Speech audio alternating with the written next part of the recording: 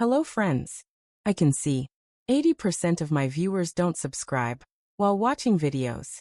Please hit the subscribe button and like this video. Press that bell icon for notifications. And tell me in the comments from which city you are watching this video. My name is Natalie Lawson. And they laughed at my business proposal and called it a pipe dream. 3 years later, I walked back into that same office. But this time, I owned the building, the desks, and every person who had ever doubted me. When I walked into the bank that Tuesday morning, I was not asking for a miracle, just a chance.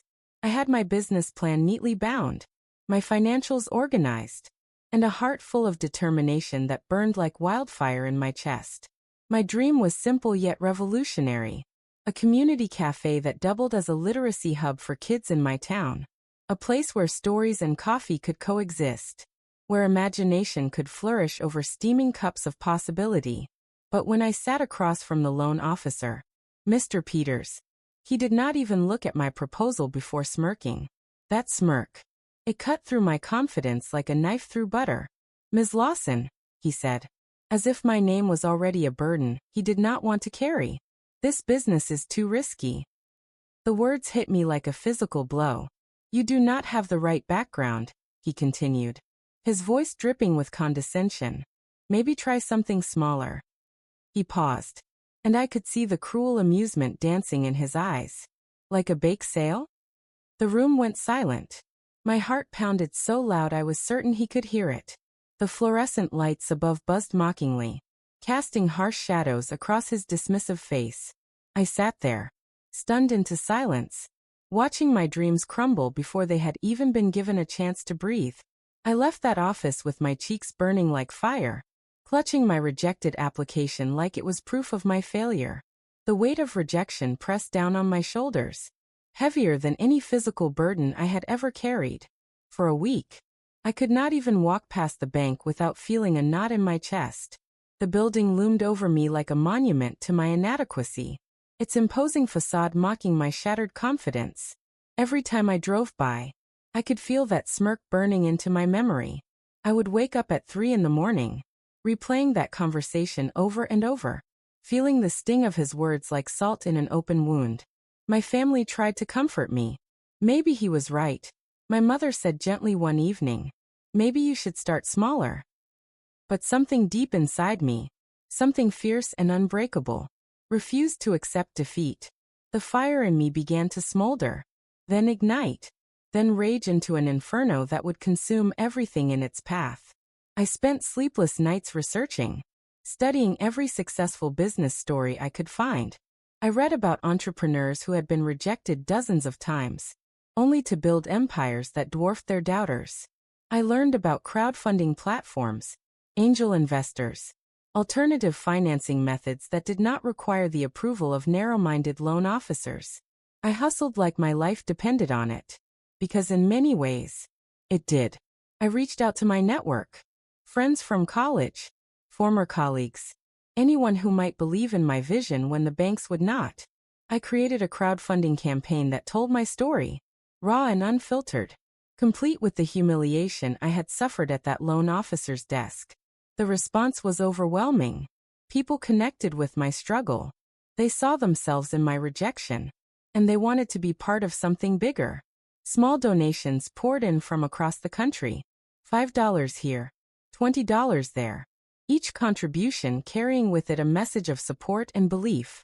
"We believe in you, Natalie. Do not let them stop your dreams. Show them what you are made of." I found angel investors who saw potential where banks saw risk. 3 remarkable women entrepreneurs. Zara Mitchell, who had built a tech empire from her garage. Luna Rodriguez, who revolutionized sustainable fashion. And Sage Thompson, who owned a chain of successful wellness centers. They did not just offer money. They offered mentorship, connections, and most importantly, they offered belief. "I see fire in your eyes," Zara told me during our first meeting. "That is worth more than any business degree or perfect credit score." Within 18 months, I had raised enough capital to make my dream a reality. The Story Cup Cafe opened on a crisp autumn morning, in a beautifully renovated historic building on Main Street. The space was everything I had envisioned and more. Warm wooden floors creaked welcomingly underfoot. Floor-to-ceiling bookshelves lined the walls, filled with donated books from the community. Comfortable reading nooks were scattered throughout, each one carefully designed to feel like a secret hideaway. The coffee bar gleamed with professional equipment, and the aroma of freshly roasted beans filled the air like a promise.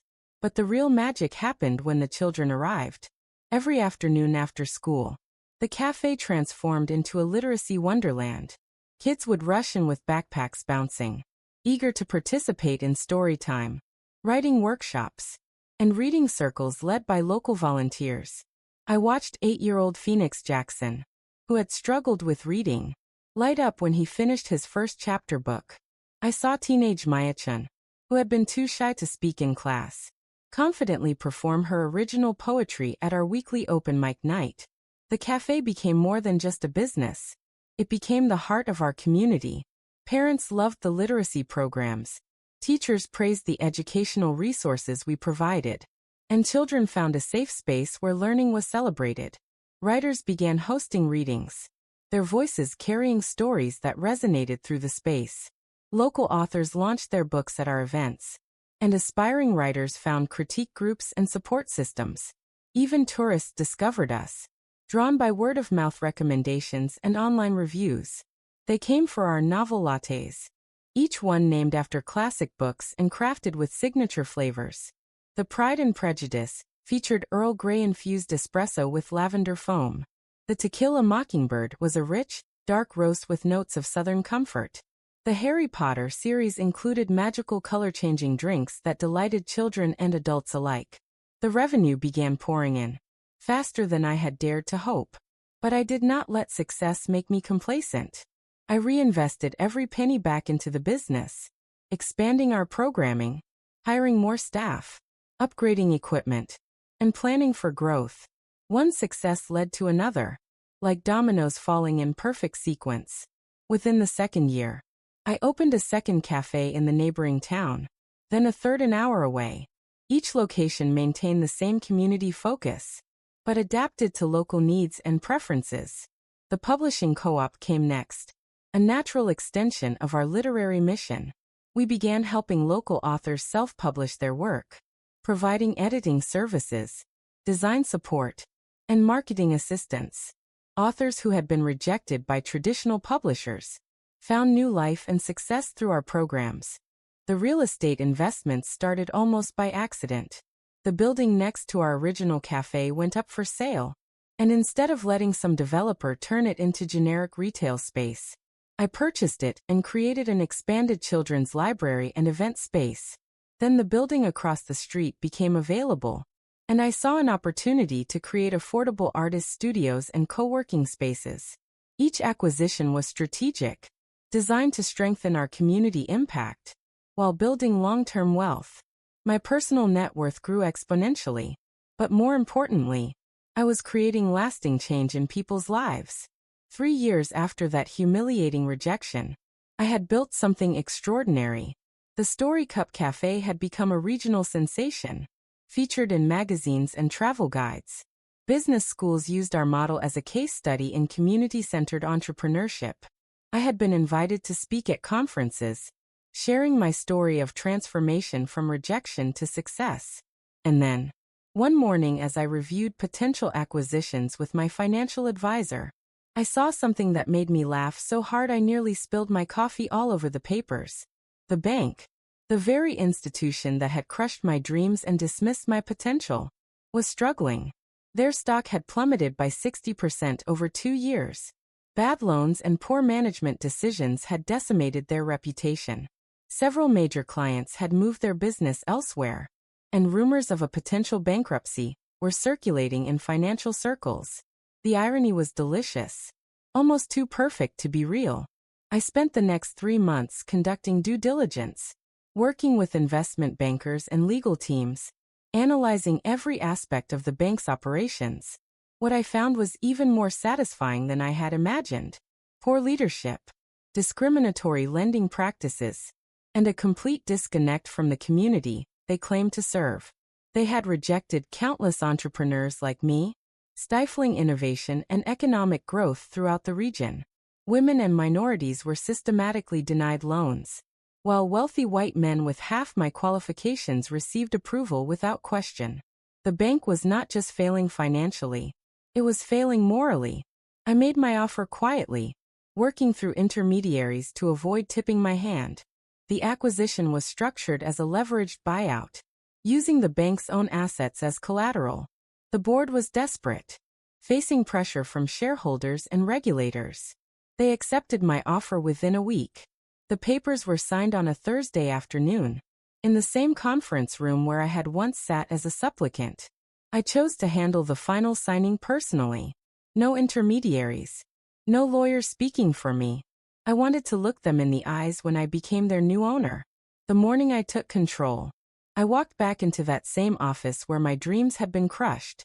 Mr. Peters looked up from his desk, his face registering confusion, and then recognition. "Ms. Lawson," he said, his voice uncertain and slightly trembling. I smiled. The same smile I had perfected over 3 years of building my empire. It was confident without being cruel, victorious without being petty. I set the keys on his desk, right where my rejected application had once lay. "No," I said, my voice steady and clear. "Mrs. Lawson, your new boss." The color drained from his face, and I could see him calculating the implications. His smirk was nowhere to be found. The transformation began immediately. I brought in new leadership, people who understood that banking should serve the community, not exploit it. We restructured the lending department, implementing fair and transparent criteria based on business viability, not personal connections or unconscious bias. Training programs were established for all staff, focusing on community engagement and inclusive practices. We partnered with local organizations, providing financial literacy workshops, small business mentoring, and microloans for entrepreneurs who had been overlooked by traditional banking. The bank's conference room was redesigned, warm and welcoming instead of intimidating and sterile. Natural light replaced harsh fluorescence, and comfortable seating encouraged open dialogue. Now, when women walk in with ideas and dreams, they are not dismissed. They are heard, evaluated fairly, and funded when their plans show merit. I personally review loan applications from female entrepreneurs and minority business owners, ensuring they receive the consideration they deserve. Phoenix Martinez launched her organic food truck with our support, growing it into 3 locations within 2 years. Luna Patel secured funding for her innovative educational app, which now serves children in 12 states. Sage Williams obtained the capital she needed for her sustainable clothing boutique, becoming a model for environmentally conscious retail. Each success story reinforces why this work matters. I know what it feels like to be told no, to have dreams dismissed without consideration, to leave an office feeling smaller than when you entered. And I decided that no one with fire in their chest should have to swallow that word again. The bank is now profitable, but more importantly, it serves a purpose beyond generating returns for shareholders. We measure success not just in dollars, but in dreams funded, businesses launched, and communities strengthened. Mr. Peters was offered early retirement, which he accepted gratefully. I hold no personal animosity toward him. His rejection became the catalyst for something far greater than either of us could have imagined. On quiet evenings, I sometimes sit in my office at the bank, looking out at the thriving business district we helped create.